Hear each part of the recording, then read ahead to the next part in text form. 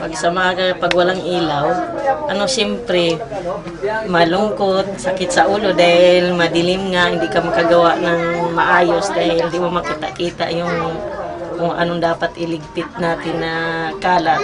Mahirap kasi madilim siya. Mahirap magluto, linis, maglaba, tsaka mag-alaga ng bata.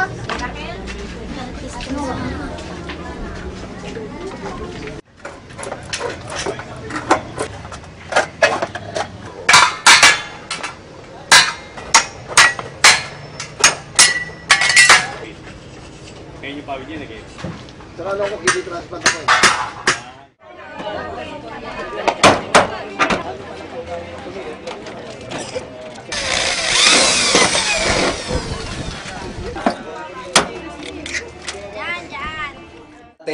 Ganito ang ilaw namin, talagang maliwanag siya. At ngayon, papatayin ko ang ilaw na galing sa electric. So ito ang ilaw naman, liwanag na galing doon sa liwanag. Galing doon sa bote. Ano yan? Ano yan? Hindi ilaw? Hindi ilaw yan. Nag-iilaw lang.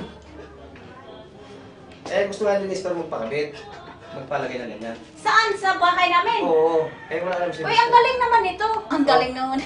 Maliwanag na po ang aking kwarto, hindi na po siya masyado madilim. Kaya gusto ko na po siya mag-stay dito pag-araw. Hindi tulad ng dati, makadilim po siya kung walang ilaw. Hindi po siya liliwanag. Thank you po. Napakalaking tulong po sa amin kasi dati yung ilaw namin 24 hours, wala ng patayan.